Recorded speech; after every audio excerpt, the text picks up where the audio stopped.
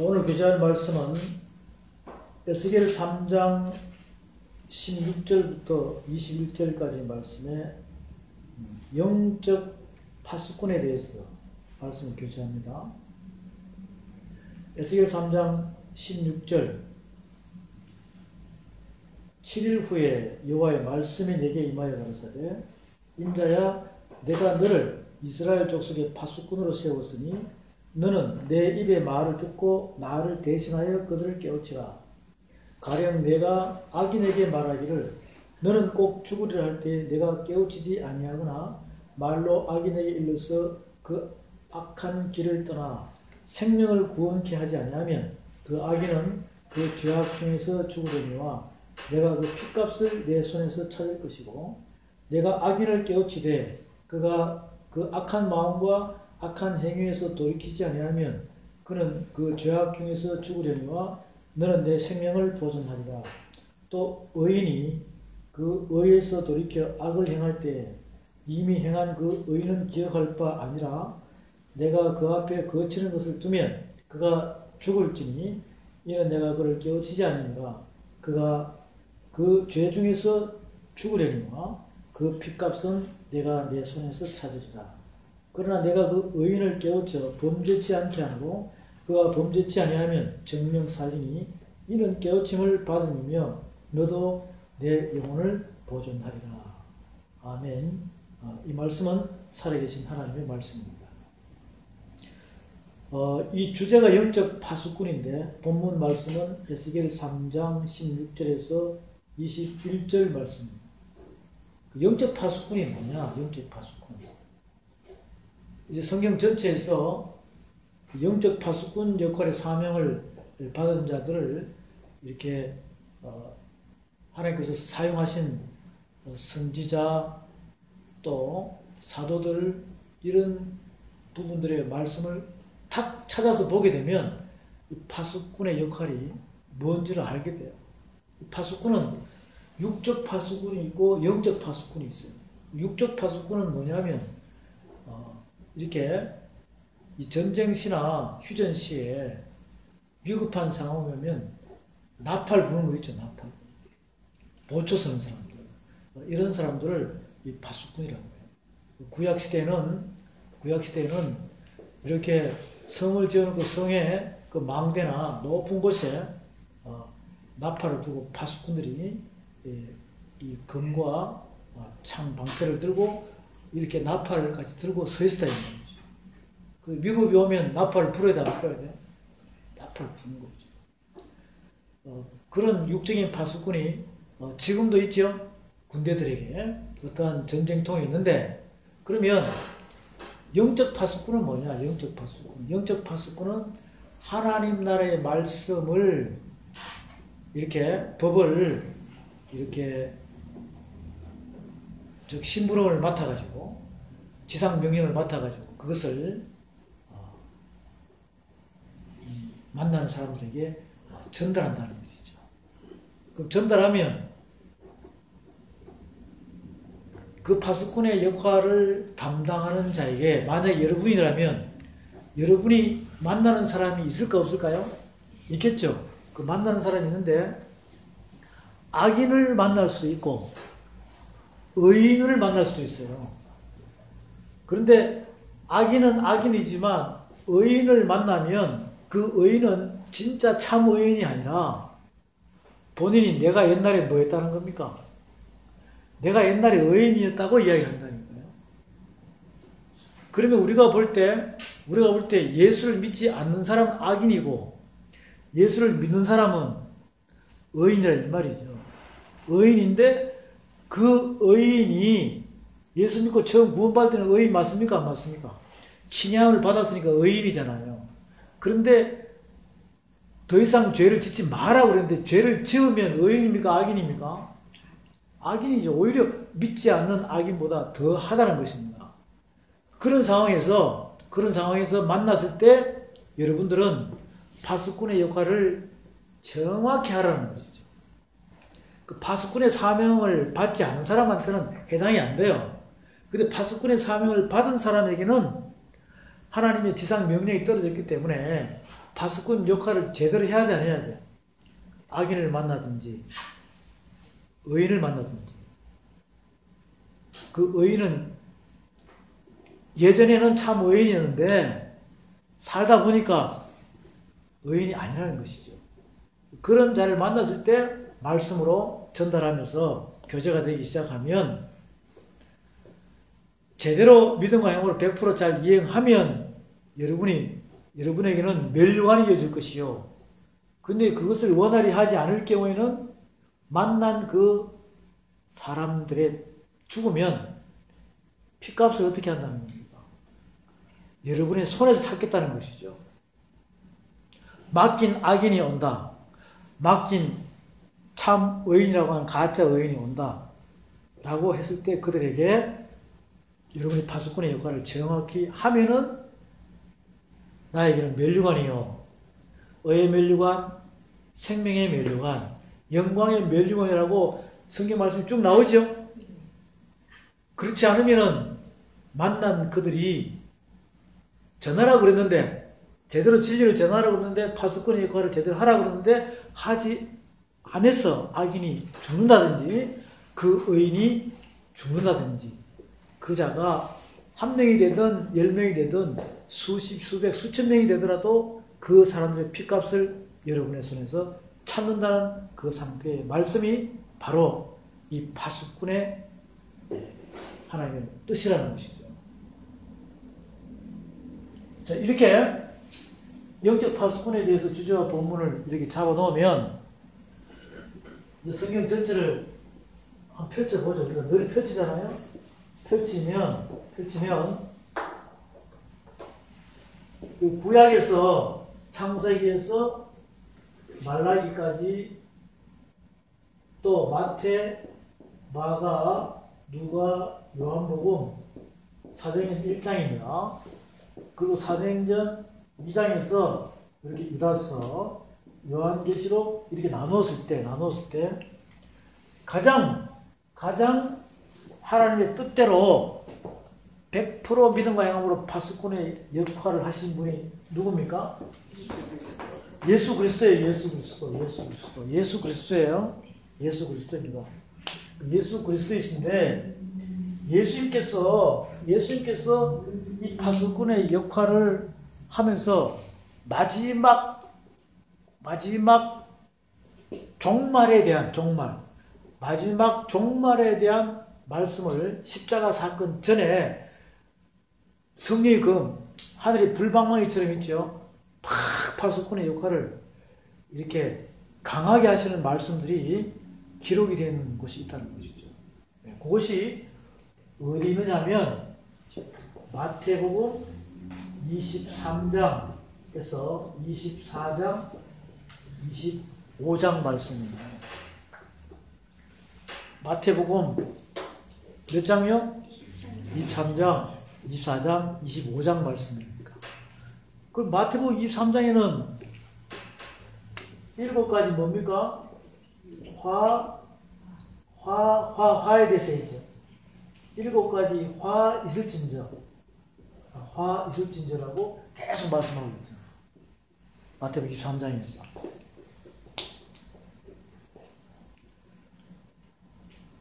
마태복음 23장 가보겠습니다. 마태복음 23장 다시 보면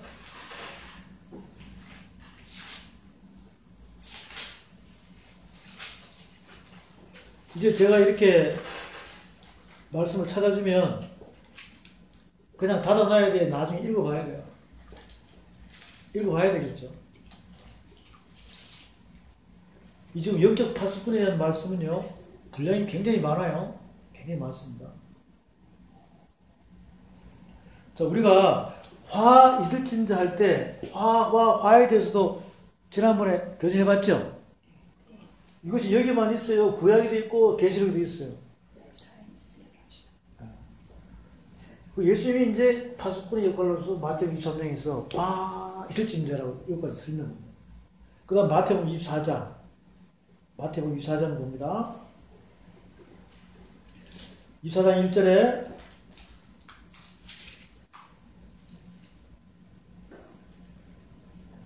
예수께서 성전에서 나와서 가실 때 제자들이 성전 건물들을 가리켜 보이려고 나오니 대답하여 가라사대 너희가 이 모든 것을 보지 못하느냐 내가 진실로 너희에게 이르노니 돌 하나도 돌 위에 남지 않고 다 무너뜨린다는 것입니다. 그러면 이 말씀은 이미 솔로몬 성전이 그렇게 됐어 안 됐어? 돌 위에 돌 하나 남김없이 다 무너뜨린다는 자체는 돌 성전을 의미하지만 여러분은 유형교회입니까? 무형교회입니까? 무형교회죠. 무형교회인데 돌 위에 돌 하나 남지 않고 다 무너뜨리는 것은 말씀이 없는 자를 이야기하는 거죠. 말씀. 예수께서 감람산에 앉으실 때에 제자들이 종령이 와서 그러되 우리에게 이르소서 어느 때 이런 일이 있겠사오며 또 주의 임하심과 세상 끝에는 무슨 징조가 있사오리까? 예수께서 대답하여 가서 너희가 사람의 미혹을 받지 않도록 주의하라. 많은 사람이 내 이름으로 와서 이르되 나는 그리스도라 하여 많은 사람을 미혹해 하리라. 난리와 난리 소문을 듣겠으나 너희는 삼가 두려워 말라. 이런 일이 있어야 하되 끝은 아직 아니니라. 민족이 민족을 나라가 나라를 대적하여 일어나 있고 처체에 기근이 있으리니 이 모든 것이 재난의 시작이라.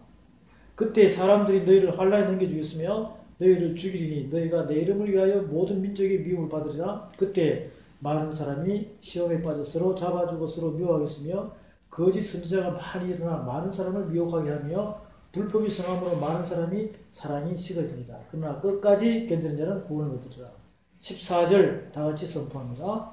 이 천국복음이 모든 민족에게 증언되기 위하여 온 세상에 전파되리니 그제야 끝이 오리라. 네, 지금 천국 복음이 모든 민족이 증거됐어 안 됐어? 되었죠. 제가 늘 반복하지만 지금 전 지구촌에 있는 민족을 생각하지 말라니까. 각 나라 족속을 생각하지 말고 지금 이 말씀은 여러분 한 사람에 해당되는 말씀이에요. 천국 복음이 이미 전달됐다니까. 그리고는 계속 설명해요. 유대에 있는 자들은 산으로 도망하라. 지붕 위에 있는 자는 집안에 있는 물건을 가지고 내려가지 말라. 막 이렇게 밭에 있는 자는 겉옷 가지고 뒤로 돌이키지 말라. 전부인 자의 화가 있으리라. 뭐 너희가 도망하는 일이 겨울이나 안식일에 되지 않도록 하라. 막 이렇게 계속 설명하고 있잖아요. 그럼 이게 다 여러분에게 해당되는 말씀이라는 거예요. 여러분에게 해당되는 말씀이에요. 우리가 파수꾼으로서 이런 말씀을 전달하면서 이런 말씀들을 갖다가 정확하게 진리 안에서 해석을 해줄 수 있어야 돼요? 없어야 돼요? 해줄 수 있어야 되잖아요. 이제 나중에 좀 더 깊이 들어가면 하나씩 다 하겠지만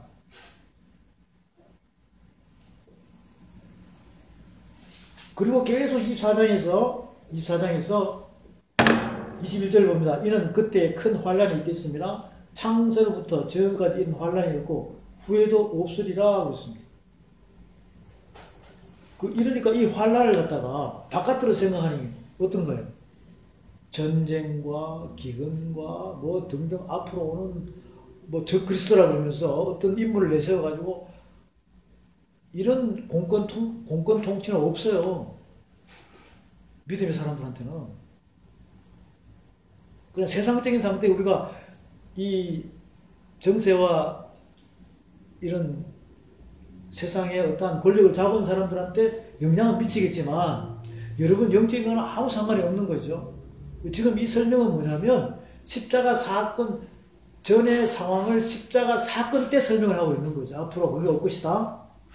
그 십자가 사건이 21절에 이런 그때 큰 환란이 있겠습니다. 그 환란이 십자가 사건이에요. 창세로부터 지금까지 이런 환란이 있겠고 후에도 없으리라. 그날들을 감하지 않을 것이며 모든 육체가 구원을 얻지 못할 것이나 그러나 택하신 자들을 위하여 그 날들을 감하시리라 그랬다. 이게 십자가 사건에 대한 우리 알파 오메가에 대한 설명입니다. 이게 이제 우리 안에서 십자가 사건의 혜택을 받은 자들이 이 말씀을 듣고 회복해서 파수꾼의 역할을 하느냐 안 하느냐에 따라 가지고 이렇게 양갈래로 나눠지는 거죠. 영생과 영벌로 나눠지는데, 자, 이렇게 24장에서도 쭉 설명하는 모든 것들이 우리가 앞으로 어떻게 이루어지는 그 상황을 설명하는 거 아니에요. 예수님이 십자가 사건 전에 십자가 사건을 놓고 지금 설명하고 있다는 거죠.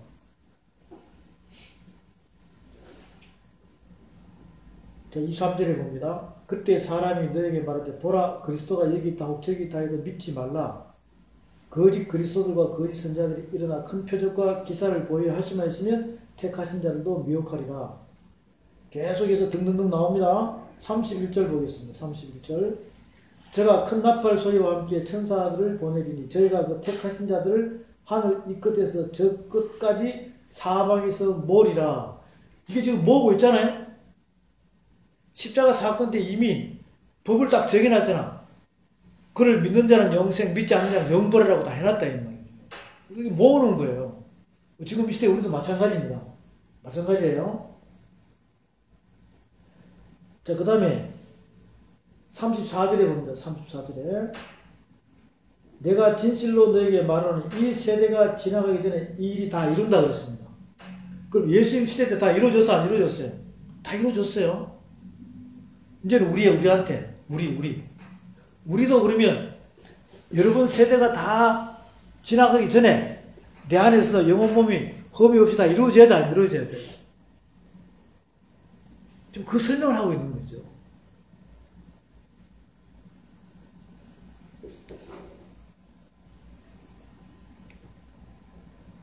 마태복음 23장, 24장, 25장 말씀은 다 똑같은 말씀입니다. 똑같은 말씀이에요.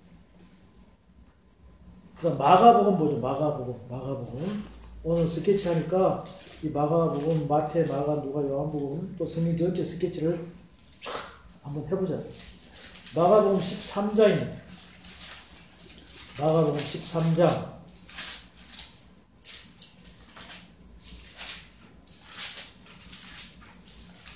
마가복음 13장. 일단 적어놓으십시오. 적어놓고 보게 되면 마태복음 23장, 24장, 25장 말씀하고 거의 동일하게 여기도 설명해놨어요.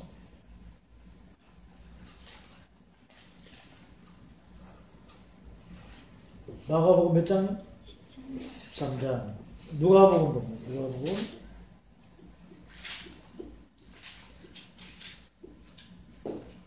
누가복음 17장. 누가복음 17장 적으시고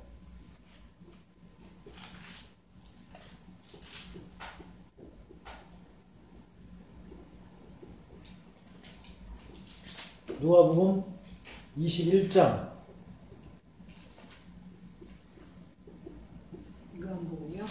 누가복음 21장.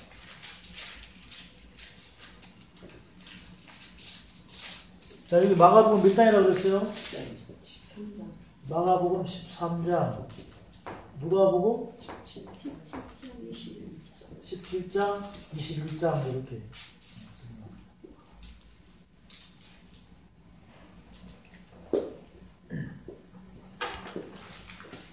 요한복음은 유언장이 어디서 어디라 그랬어요? 14장, 15장, 16장, 17장.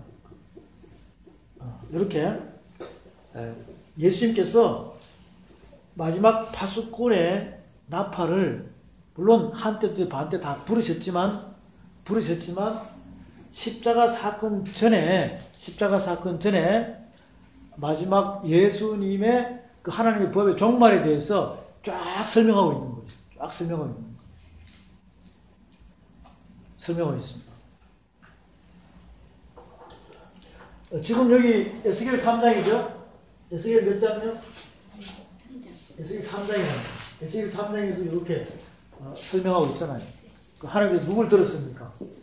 에스겔을 들었습니다. 그러면 여기서 파수꾼에 대한 에스겔에 대한 파수꾼에 대한 말씀이 구약에 이렇게 많이 잠재가 되어 있겠죠? 잠재가 되어 있어요. 그 예수님은 이미 이렇게 했었으니까 여기서는 사도행 2장에서 유다서에서는 누구요? 물론 베드로도 마찬가지고 바울도 마찬가지라 이 말이죠. 그런데 사도행전에 쓰여 있는 말씀들을 사도행전에 전체에 쓰여 있는 말씀은 전부 다 거기다가 베드로와 바울에 대한 설명을 해놨어요. 근데 거기다가 누구? 바울이 사도 바울께서 파수꾼의 그 영적인 부분과 육적인 부분을 정확히 설명한다니까. 그러니까 가장 우리에게 파수꾼의 역할의 감각이 어떻게 해서 어떻게 하라는 것이 바울께서 설명을 아주 잘 해놨어요. 잘 해놨다. 자, 다시 보겠습니다. 구약에는 에스겔을 사용했어요. 파수꾼의 역할을. 그리고 또 누구? 이사야를 사용했어요. 또 누구? 예레미야를 사용했다니까. 왜? 이사야, 예레미야, 에스겔을 파수꾼으로 사용하게 된 시작, 진행, 완성이 기록이 쫙 되어 있으니까. 이걸 대선지서죠. 그 소선지서 중에서는 호세아. 자, 요거는 그냥 듣기만 해보세요. 호세아. 하나님께서 호세아의 뜻이 뭡니까? 호세아의 뜻이. 하여간 좋아요. 전부 다 예수님을 표현한 거예요. 그러면 호세아한테 하나님께서 누구하고 결혼하라고 했어요? 창녀. 그 이름이 뭡니까? 고멜이죠. 고멜. 그러면 하나님께는 호세아는 하나님의 부르심을 받은 자, 사명자의 파수꾼이야. 그 누구하고 결혼하라고? 고멜하고. 창녀인데? 아이고 나 못합니다. 했어 안 했어? 호세하고 고멜하고 결혼했어 안 했어? 했다니까. 해가지고 그 자녀를 이렇게 낳았다니까. 낳았는데 그 이름들을 이렇게 보고 말씀을 쭉 보면 아이고 이게 파수꾼의 역할이네. 내가 감히 실문할 수 있어요 없어요? 아 나는 못해. 인간적인 생각을 할 수 없게끔 만들어버렸어요. 인간적인 생각. 호세아입니다. 여기다 적어봅시다. 누구요? 호세아. 여기 차례대로 호세아, 이사야, 에스겔, 예레미야. 여기 전부 다 하나님께서 이사야에게는 제단에 핀 수스로 어디로? 입 찢어버렸어요. 찢어버렸다 하지 말고 불을 댔다 뭐 이러지. 또 에스겔에게는 두루마리를 뭐하라? 먹으라. 또 예레미야에게는 너는 아이를 하지 마라 그러잖아. 아이를 하지 마라. 너는 왜 자꾸 못한다 그러느냐. 그래서 또 여호와의 말씀을 또 집어넣어 버리잖아요. 이런 식으로 파수꾼은 하나님의 말씀이 도적같이 뭐 하는 거예요? 내 안에 이미 들어왔다니까. 그 들어온 것을 갖다가 깨달지 못하면 파수꾼이 이걸 할 수가 없어요. 이렇게 탁탁탁 터치하는 것이 다 틀릴까? 똑같을까? 틀리지만 나중에 다 똑같은 거죠. 똑같은 거예요. 조금 전에 호세아 이야기했죠. 호세아서를 또 여러분이 이제 파수꾼에 대한 의미를 알고 쭉 읽어보면 누구하고 결혼하라고 했어? 잘 나가다가 창녀하고 결혼하라고 했다니까. 저는 못합니다. 아닙니다. 했어요. 했다니까요. 그리고는 호세아 말씀에 보면은 내 백성이 지식이 없어 망한도도 하고 호세아 14장에 보면 너는 여호와의 말씀을 가지고 오라고 그러잖아요. 자, 호세아서 가보면 호세아서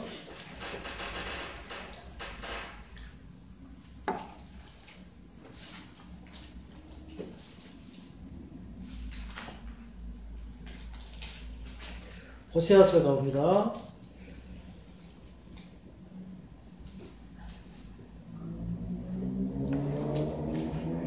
호세아서 찾았습니까?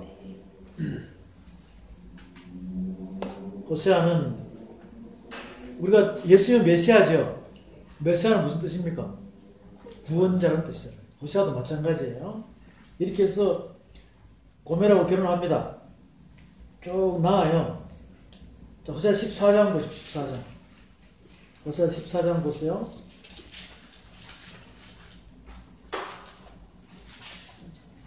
호세아 14장 1절부터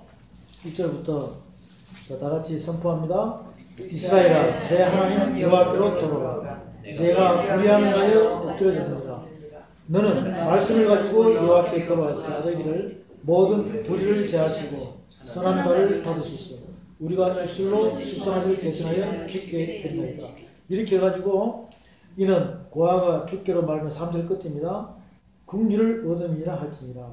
쭉 이러면서 말씀을 가지고 돌아온다는 상태에서 말씀 가지고 그대로 파수꾼 역할을 하고 말씀 가지고 돌아온다는 것입니다. 예수님도 말씀 가지고 왔어 안 왔어요?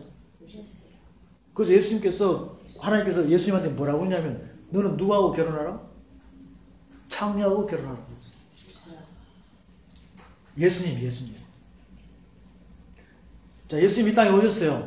하나님께 파수꾼을 왔죠. 호세아처럼 누구하고 결혼하라? 창녀하고 결혼하라. 그 창기가 누구냐고? 우리잖아요, 우리.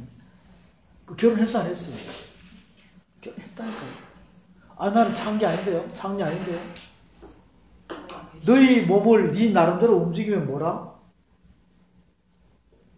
고린도서 3장, 6장에 보면 너희 몸을 네 마음대로 움직이면 네가 창기의 몸이라고 그랬잖아요.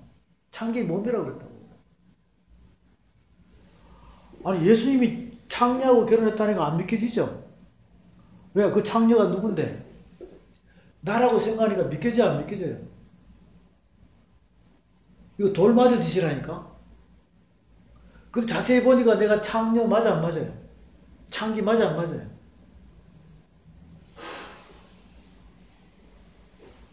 고린도전서 가보십시오. 고린도전서 가봅니다. 몇 장이 있어요?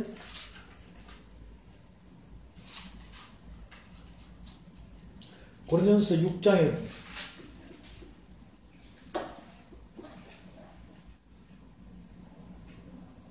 6장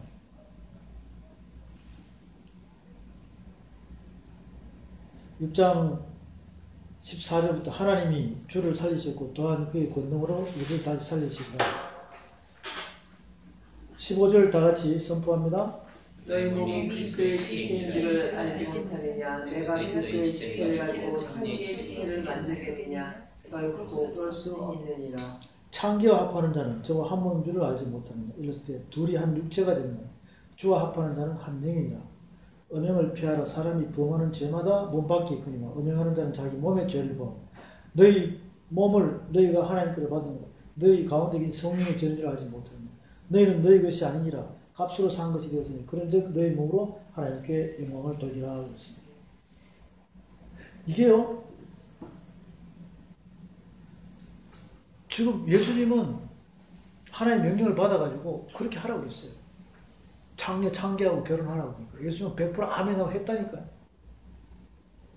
그 호세아를 우리한테 그렇게 비춰주는 거예요. 그래야 그 호세아라는 이 1장부터 14장까지가 잊혀지지 않는다니까.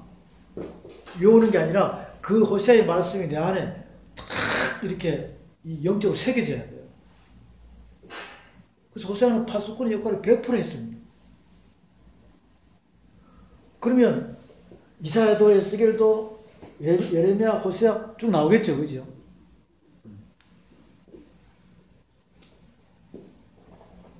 그럼 에스겔을 보면 에스겔에게는 아름다운 부인이 있었을까 없을까요? 에스겔은 아름다운 부인이 있었어요. 있었는데 하나님께서 뭐라고 하냐면 오늘 밤에 네 부인을 내가 죽이다. 죽이니까 너는 지금 에스겔은 이 선지자잖아요. 하나님의 말씀을 받은 자잖아요. 그러니까 많은 사람이 그 유대인들이 다 쳐다볼 거 아니에요. 언제니까? 포로시 되니까. 바벨론 포로시 되니까. 많이 바라보고 있는데 자기 부인이 죽었으면 울어야 돼, 안 울어야 돼? 유대 법에는 꼭 하는 시간이 있다니까. 그런데 울어라, 울지 마라. 입을 가리지 말고 눈물 한 방울 흘리지 마라 그러잖아요. 누가 죽었는데. 그걸 옆에 사람, 다른 사람이 죽였어. 하나님이 죽였어. 이것을 보여주는 의미는 뭐냐면 지금 내가 사랑하는 유대 나라가 이 부인이 죽은 그 상황을 그대로 보여주라는 거야. 나라가 썩어서 죽었다는 이야기죠. 그것을 지금 부인을 통해서 보여주는데 실질적인 상태로 자기가 사랑하는 부인을 뭐 했다는 겁니까? 가장 사랑하는 부인을 죽였다는 거예요. 에스겔이 통곡하고 슬퍼야 되는데 하나님께서 뭐라 그럽니까? 울지 마라. 너는 파수꾼이라는 거죠. 에스겔 24장에 에스겔 24장에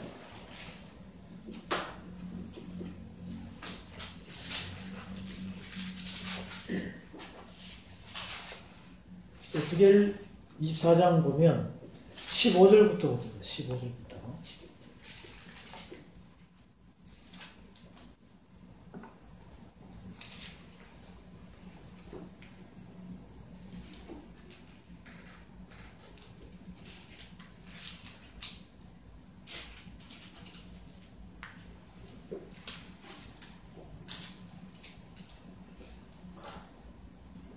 15절부터. 이명은 기도는 선포해 보세요.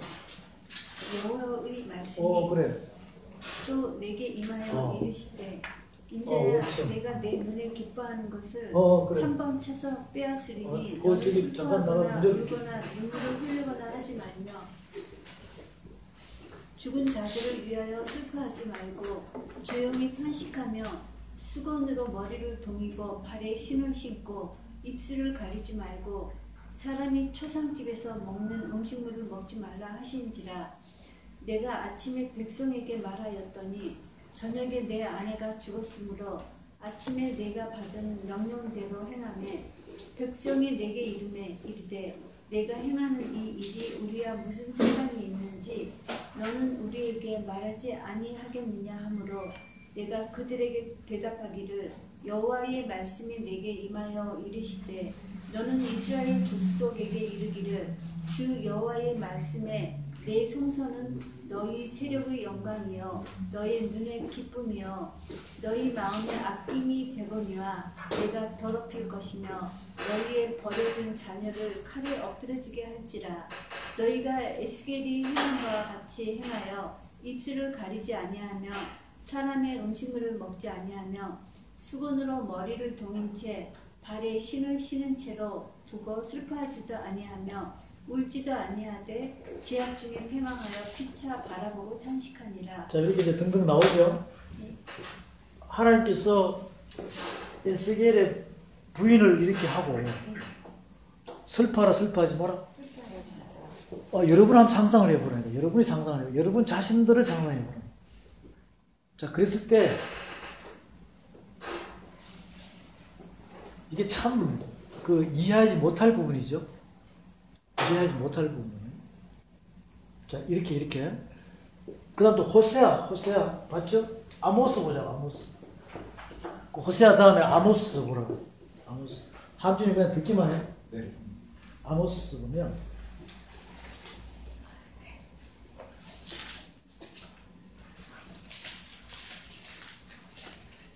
호세아 요일 다음에 아모스죠. 그 아모스 선지자를 자세히 보면 7장에 보세요. 7장. 아모스 7장에 보면 7장에 보면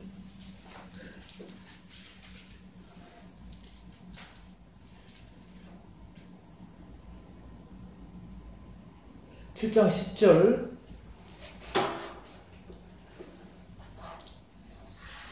때에 베델의 제사장 누가 있어요? 아마샤가 있어요. 이스라엘 왕 여로보암 왕 때, 이런 왕정시대 교재해보니까 여로보암 왕 있죠? 투입니다, 이거는. 기브라에 가로되 이스라엘 족속 중에 아모스가 왕을 모반하나니 그 모든 말을 이 땅에 견딜 수 없나이다. 아모스가 말하기를 여로보암은 칼에 죽겠고 이스라엘은 정령 사로잡혀 그 땅에서 떠나겠다 하나이다 하고, 아마샤가 또 아모스에게 이르되 선지자야 너는 유다 땅으로 도망하여 가서 거기서나 떡을 먹으며 거기서나 예언하고 다시는 베델에서 예언하지 말라. 이는 왕의 성소의 왕의 궁입니다. 여로보암 왕 2가 있어요. 제사장 누가 있다고요? 아마샤가 있다. 그 아모스는 제사장이요, 선지자예요? 선지자죠. 그럼 아모스가 여로보암 왕 죽는다. 이스라엘 나라도 망한다 그랬어요. 그러면 파수꾼의 역할을 정확히 했어, 안 했어? 했는데 아마샤는 여로보암 왕 밑에서 막 이렇게 김밥 손 비비면서 간신 역할을 하면서 아마샤를 쫓아냈다니까. 아모스를 쫓아냈어요. 자, 그러면 진리와 비진리가 구분이 되죠. 지금 시대에 그런 자가 있을까 없을까? 있다 이 말이죠. 자, 그러면 보십시다. 14절에 보세요. 14절 아모스가 아마샤에게 대답하여 가로되 나는 선지자가 아니며 선지자의 아들도 아니요 나는 목자의 뽕나무를 배양하는 자로서 양떼를 따를 때 여호와께서 나를 데려다가 내게 이르시기를 가서 내 백성 이스라엘에 예언하라 하셨나니 이는 이제 너는 여호와의 말씀을 들을지어다 하고 진리를 또 선포한다니까. 예. 그러면 아마시아 너 집안이 망할 것이라고 했어요. 그렇게 돼요. 이렇게 된다고. 저를 잠깐 볼까요? 아모스는 직업이 뭐예요? 아모스. 자, 선지자인데 선지하기 전에는 직업이 양 키우고 뽕나무 재배하는 자였단 말이에요. 농사 짓는 자예요. 목축, 농사 짓는 자죠. 아마샤는 본인이 제사장이죠. 아버지가 제사장. 아모스는 아버지가 농사 짓는 사람이니까. 자, 이럴 때 하나님께서 아모스에게 여호와의 말씀을 뭐하게 해가지고 요 이사야처럼 에스겔처럼 예레미야처럼 호세아처럼 탁 해가지고 진리를 선포하게 한다. 그 지금 이 시대도 마찬가지예요. 여러분 부모님이 뭐였습니까? 농사 짓고 장사하고 사업하고 회사 다니고 했지 않나요? 물론 다 이게 그 고기잡이 어부였어요. 직업이 다 틀리는 걸 의미하죠. 근데 이제는 사람 나는 어부가 돼야 돼, 안 돼야 돼요? 사람 나는 어부가 돼야지. 그럼 경험을 해봐야지. 그러니까 이 파수꾼에 대한 말씀들을 이렇게 쭉 해서 구약에 이렇게 쭉 나옵니다. 자, 예수님도 파수꾼 역을 했어, 안 했어요? 했죠? 요한계시록 1장부터 예수 그리스도가 보내신 말씀 있죠? 이 말씀이 여러분에게 임하면 파수꾼 이걸 해야 안 해요. 이제는 말씀이 한다니까. 말씀이 누구를 통해서? 나를 통해서. 말씀 플러스 나. 내가 이제 파수꾼 이걸 해야 되는 거예요. 그것이 요한계시록 1장부터 여기 21장, 22장 있죠? 1장부터 계시록 20장까지가 십자가 사건을, 예수님의 십자가 사건을 다시 재현하는 거예요. 이거 명심 잘해야 됩니다. 그래야지만 여러분의, 아까 마태, 마가, 누가, 요한복음에 보니까 지금 시대에 거짓 지도자가 많이 있다, 없다? 그걸 적그리스도라 그런다고. 뭐 적그리스도가 뭐 어마어마한 그런 인물들이 아니에요. 하나님의 말씀을 뭐 하는 자? 왜곡하는 자. 그래서 사람들, 믿음의 사람들 미혹하는 자라니까. 그것을 적그리스도라 그래요. 왜? 누가 오셨으니까 내 안에. 그리스도가 오셨으니까.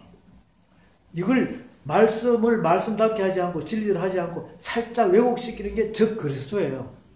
단지 힘이 약하고 힘이 강할 뿐이지. 일반 성도님이 목사님보다 힘이 강할까? 지도자보다? 박사학위 몇 개 있는 사람, 5개 박사학위 있는 사람이 더 강하죠. 그렇게 진행이 되는 거예요. 적그리스도는 딴 게 아니라. 지금 제가 오늘 여러분에게 뭘 전달하고 싶어 하냐면, 자, 이 파수꾼 예수님이 구약에 선자도 했죠? 예수님 하셨어요. 그럼 이때 사도도 했을까, 안 했을까? 했겠죠? 그럼 했는데, 사도들의 대표 인물이 베드로잖아요. 그 다음, 베드로 다음에 또 누굽니까? 바울이죠. 바울이에요. 여러분들이 베드로 다음에 바울이라니까. 그러면 지금 현대판으로는 누구예요? 나란 말이에요. 나란 말이에요. 현대판 나라고. 내가 파수꾼의 역할을 해야 된다는 거 아니냐고요? 해야 되는데, 물론 나중에 이제 상세한 말씀을 내가 다 전달하겠지만, 바울에 대한 핵심을 여러분이 정확히 알아야 된다는 거죠. 그걸 어떻게 아냐면, 이렇게 비춰보면 돼요. 예수님은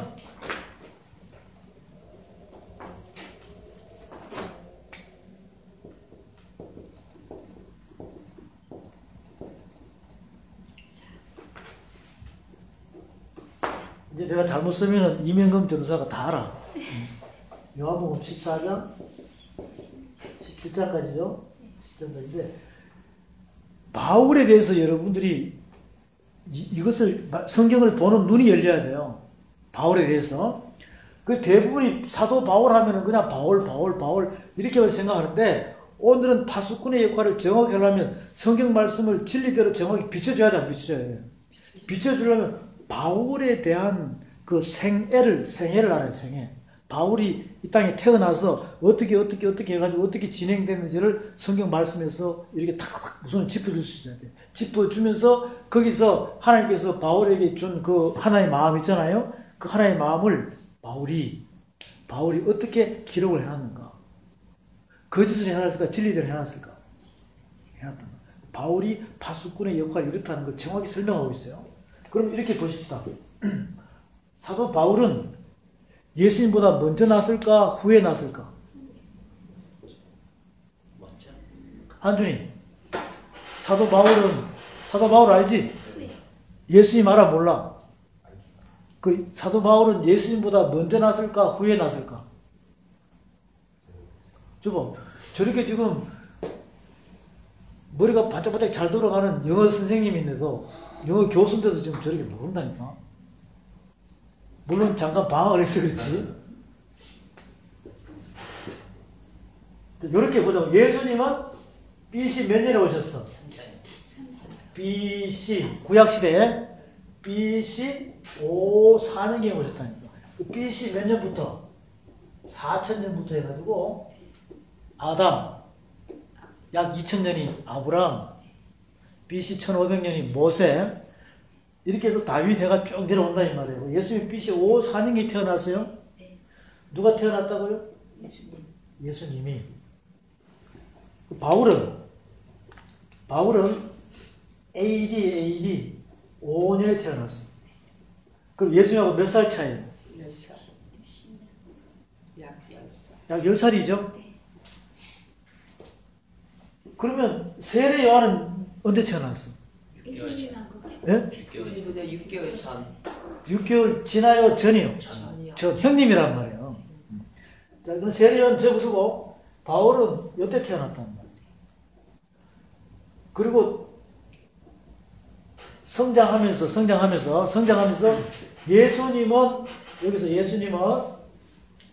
예수님은 이렇게 태어나셔가지고 33살 돼가지고 십자가 달리셨죠? 그러면 AD 몇 년이에요? 30년이라고. 30년. 요 AD 1년이 요 사이에 한 때, 두 때, 반 때가 있어 없어요? 요 3년 반 동안 탄생해서 애굽으로 피신했다가 돌아왔잖아요. 그 기간. 그래서 AD 1년으로 접어드는 거예요. 그럼 벌써 몇 살이 지났어? 3.5살이 지난 거지. 그러니까 이렇게 AD 30년이 되어야 몇 년이 됩니까? 33년이 된다 이 말이에요. 예수님 33살에 십자가 달리셨으니까.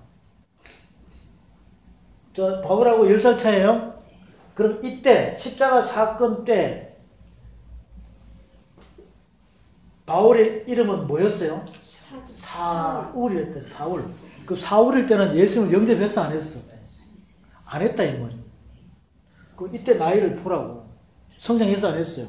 이때 사울은 대제사장의 권세를 받은 어마어마한 권세자였어요. 그리고는 사울은 히브리인 중에 히브리인이요, 유대인 중에 유대인이요, 베냐민 지파요, 가말리엘 문하생의 특수 제자였어요. 아주 그때 당시에는 유대교 이 토라 율법을 박사 중에 박사란 말이에요. 그런 선생들을 랍비들을 가리키는 높은 위치에 있고 대제사장의 권세를 받은 자라니까. 그 무슨 특명을 받았어? 지상 명령을. 파수꾼의 명령을. 인간 파수꾼의 명령을. 예수 믿는 자들을 뭐하러? 잡아가지고 때리고 옥에 가두고 죽이는 역할을 했다. 그렇죠? 그게 언제냐면 사도행전 7장에 봐봐요. 사도행전 7장에 봐보라. 사도행전 7장에 봅니다. 사도행전 7장에 보면 스데반 집사 있죠. 스데반 집사를 돌로 까죽일 때 사도행전 7장에 보면 54절부터 볼게요. 저희가 이 말을 듣고 마음에 찔려 저를 향하여 이를 가거든 스데반이 성령이 충만하여 등등등 나옵니다. 그리고 57절 저희가 큰 소리를 지르며 귀를 막고 일심으로 그에게 달려들어 58절 다 같이 선포합니다. 성밖에 내치고 돌로 칠 때 증인들이 옷을 벗어 사울이라는 청년이 이때 등장한다는 거죠. 이때 등장하는 거죠. 스데반 집사가 복음을 전하잖아요. 예수님의 성령을 받고 파수꾼의 역할을 막 하는데 복음을 막 전하니까 주변에 사람들이 많아. 근데 하는 거 보니까 그 사람들은 동문서답하죠. 동문서답하니까 진리를 선포하는 파수꾼하고 대제사장의 부하들하고 맞아 안 맞아요? 안 맞죠? 그러니까 돌로 뭐예요? 쳐 죽일 때 옷을 벗고 옷을 모아는 그 옷을 맞는 정인들의 지킴을 지금 사고를 했다니까요. 자, 이렇게 해가지고 쭉 오다가 사도행전 9장에서 9장 가봤어요. 9장. 그대로 넘어가봤어요. 9장 가니까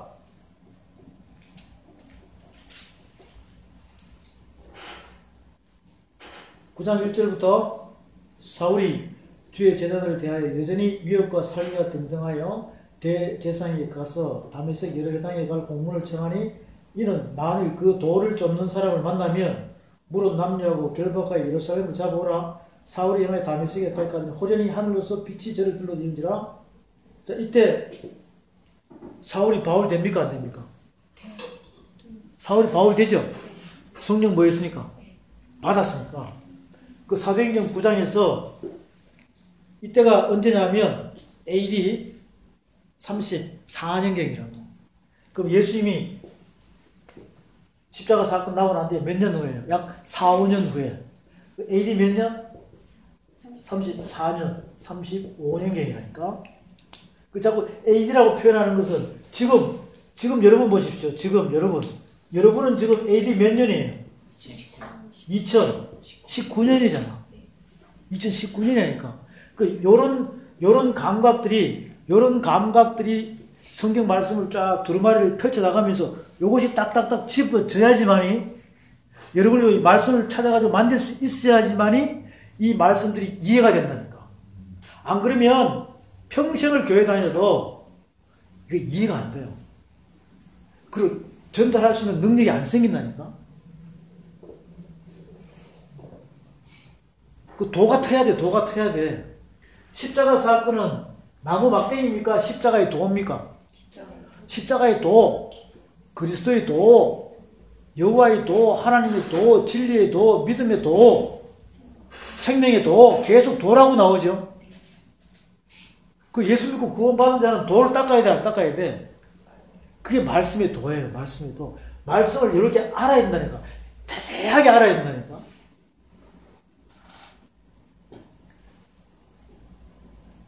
여러분이 예수님이 땅에 BC 54년에 오셔가지고 어쩌고 해서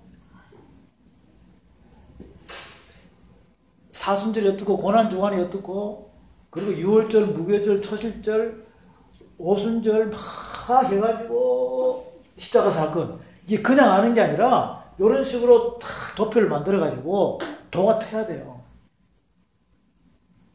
그래야지만 자신있게 전할 수 있는 것이지. 근데 자신있게 전할 때 전하기 전에 깨달아 안 깨달아요? 깨달아 버린다고. 그래서 체험을 하고 깨달아서 선포를 해야 그 말씀이 능력이 있고 그게 파수꾼의 역할이 되는 것이지. 전혀 이런저런 걸 완벽하게 모르고 하면은 자칫 잘못하면은 저 그리스도가 되어버린다.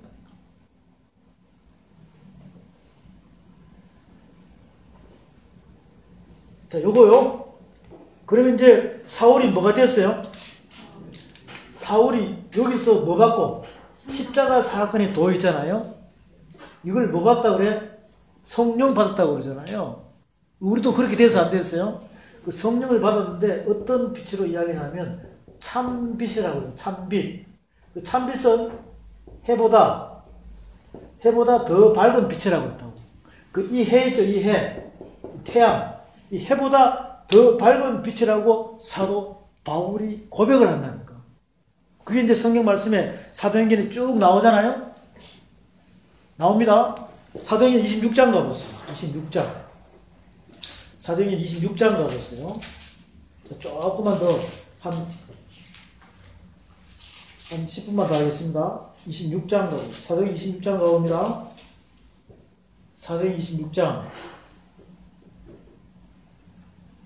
26장에 10절 예루살렘에서 이런 일을 행하여 대제사장들에게서 권세를 얻어가지고 많은 성도를 옥에 가두고 또 죽일 때에 내가 가편 투표를 하였고 또 모든 회당에서 여러 번 형벌하여 강제로 모독하는 말을 하게 하고 저희를 대하여 심히 격분하여 외국 성까지도 가서 핍박하고 이 다메섹까지 가는 거죠.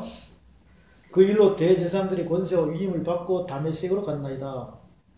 13절 다 같이 선포합니다. 만이여 정하되어 그의 적은 내 손을로서 해보다 더 밝은 빛이 나와 내 동행들을 둘러 비추니라. 해보다 더 밝은 빛을 받았다는 거죠. 그 여러분은 어땠어요? 여러분은 해보다 더 밝은 빛을 받았어, 안 받았어요? 그게 말씀에 그래서 성령이 내 안에 오신 거야. 근데 그때는 몰랐어. 근데 그걸 경험한 사람도 있다니까. 예수님을 처음에 영접하는 사람도 있고 경험하는 사람도 있다 이 말이죠. 나는 많은 경험을 했잖아요. 막 비치긴 비치는데 하얀 빛이 막 비치는데 예수님의 형상이야. 그걸 뭐 똑똑히 볼 수 있냐고. 그런 식으로 느끼는 사람도 있고 그걸 뭐 느낀다고 뭐 우월한 게 아니라 안 느끼더라도 이 말씀 자체가 그렇다 이 말이에요. 자, 이렇게 했어. 그래서 많은 것을 깨닫게 해줘. 사울이 그랬다니까. 사울이 뭐가 됐어요? 바울이 됐어요. 그 예수님 십자가 사건 얼마 후에? 약 5년 후에 이렇게 됐다는 거였어요. 그동안은 얼마나 나쁜 짓을 많이 했겠어요. 자, 그리고 오늘 제가 여러분에게 전달하고 있는 핵심이 뭐냐면 사울이 바울 돼가지고 바울이 무슨 역할을 한다는 거예요? 파수꾼의 역할을 한다.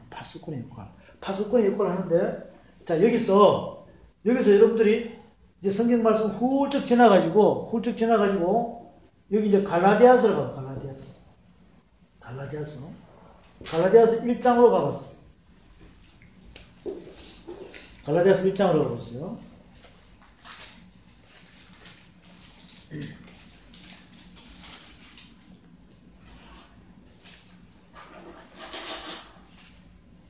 갈라디아서 1장에 보면 이렇게 말씀을 해놨어요.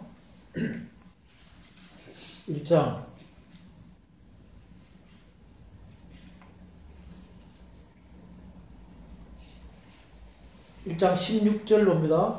15절부터 그러나 내 어머니의 태로부터 나를 택정하시고 은혜로 나를 부르시니가 그 아들을 이방에 전하기 위하여 사울이 바울이 됐죠. 그를 내 속에 나타내시기를 기뻐하실 때 내가 곧 혈육과 언언하지 아니하고 이때 혈육이 누굽니까? 주변 가족이 있고 함께하는 대제사의 제사 율법주의자가 있잖아요. 그들하고 언언하지 아니하고 또 나보다 먼저 사도된 자들을 만나려고 예루살렘으로 가지 아니하고 이들이 누구냐? 베드로와 그 사람들이라고. 그 예루살렘으로 가지 아니하고 어디로 갔다는 거예요? 오직 아라비아로 갔다가 다시 다메섹으로 돌아왔느라 그랬어요. 그리고 18절에 그 후 몇 년 만에 3년 만에 3년 만에. 그러니까 예수님 영접하고 난 다음에 그럼 예수님 영접했으니까 먼저 영접한 베드로도 있죠. 왜? 베드로와 그 제자들은 사도행전 2장에서 오순절 마가의 다락방에서 영접했잖아요. 그리고 이제 그 이후에 바울이 되어버렸잖아요. 근데 똑같아 안 똑같아? 말씀 전하는 게 레포트를 써는데 나도 똑같아. 그런데도 그들하고 만나서 안 만나고 성령이 끌려가지고 아라비아 광야로 갔다 이 말이에요. 아라비아 광야로. 뭐에 끌려서? 성령에 끌렸어. 가가지고 또 보십니다.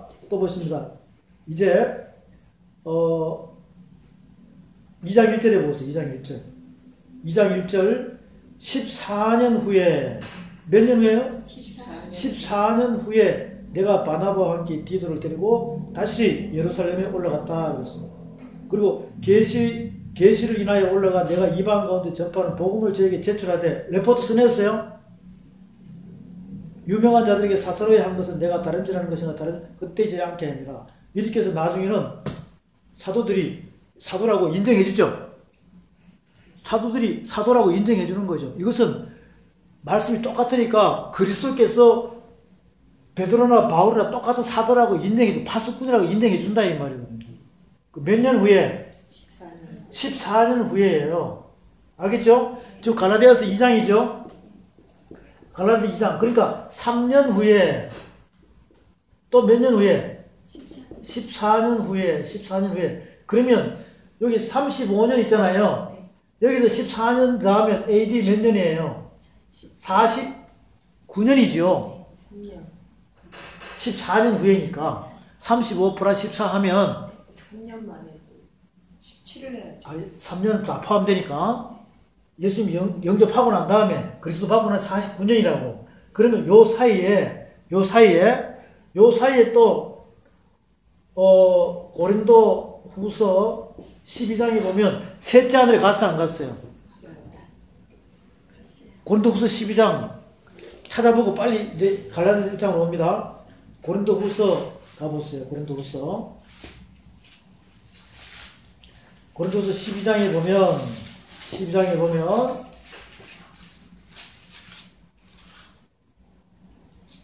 무익하나마 부득불 자랑하노니 주의 환상과 계시를 말하리라.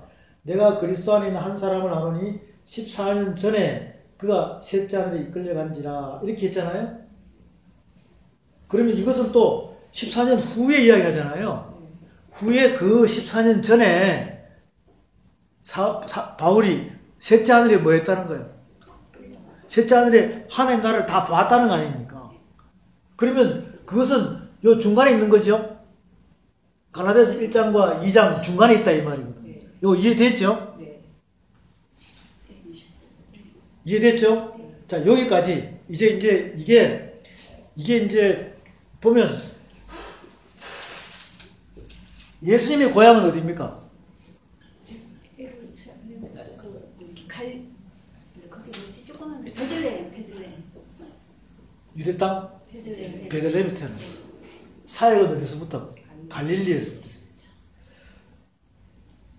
바울이 된 사울의 고향은 어디예요? 로마?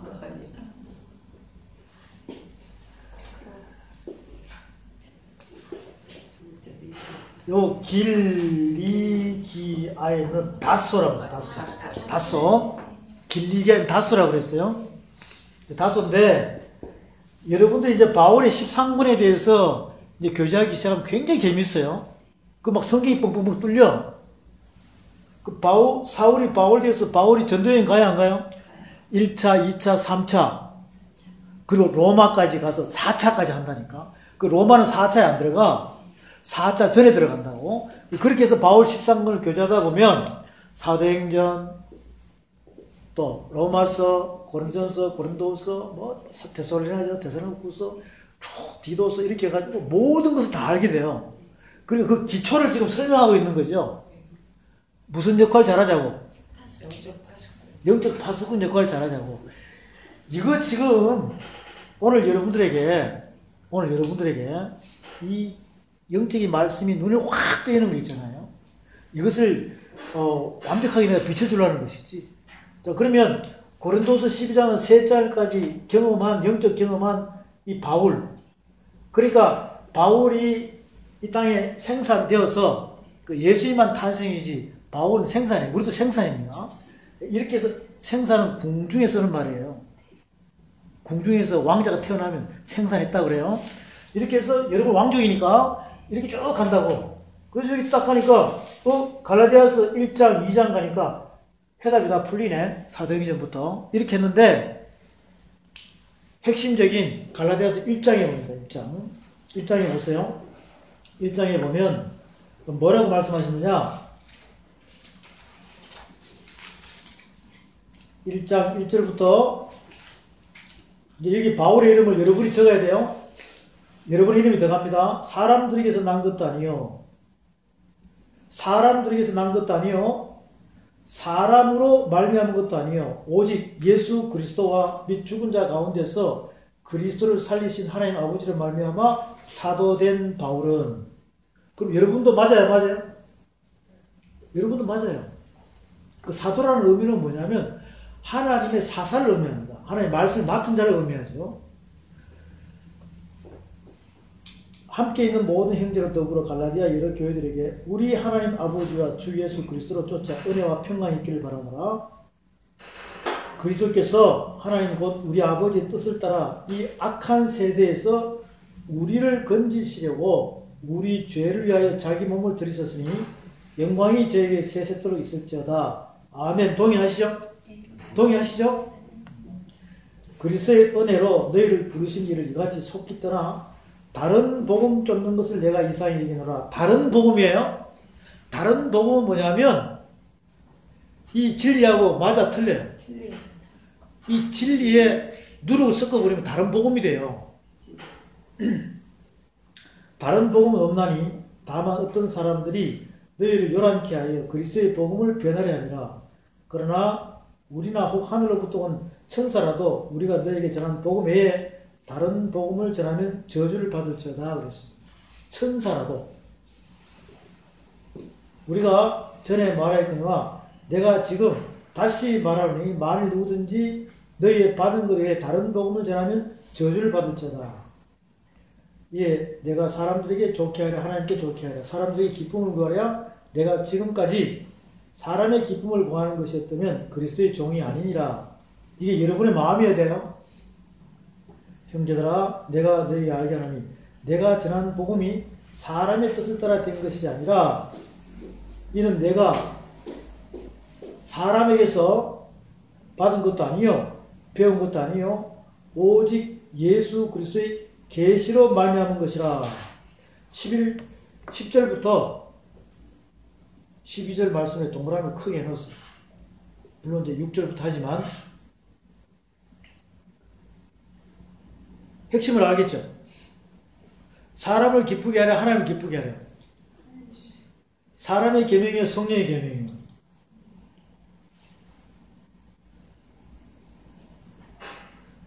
형제들아 11절에 형제들아 내가 너에게 알게 하는 내가 전한 복음이 사람의 뜻을 따라 낸 것이 아니라 이는 내가 사람에게서 받은 것도 아니요 배운 것도 아니요 오직 예수 그리스도의 계시로 말미암은 것이라. 이게 파수꾼의 역할입니다. 자, 여기다가 같이 적으세요. 갈라디아서 1장 2장을 같이 적어 놓으라니까. 갈라디아서 1장. 파수꾼의 역할은 사람의 뜻이 아닙니다. 사람에게서 배운 게 아니라니까. 그리스도께서 사람을 기쁘게 하려 하나님을 기쁘게 하려. 하나님을 기쁘게 해야 되는 그런 말씀이 여러분 안에서 파수꾼의 역할로 감당을 하시기를 주의 이름으로 축원드립니다. 아멘. 기도하겠습니다. 전능하시고 거룩하신 주여를 찬양합니다. 오늘 우리에게 주어진 모든 말씀들이 영적 파수꾼에 대한 것입니다. 사람의 생각은 사람이 하고 하나님 영이 임한 사람은 하나님의 뜻만 전하오니 아버지여 우리에게 주신 모든 영적인 말씀이 사람에게 배운 것이 아니요 그리스도께서 성령께서 우리의 지도자 되시고 우리의 선생님이 되셔서 마태복음 23장의 말씀처럼 하나님의 뜻 가운데 우리 모두가 말씀 안에 승리하게 하여 주시옵소서. 감사하며 우리 주 예수 그리스도의 받들어 기도합니다. 아멘. 하나님께 영광의 박수를 드리겠습니다.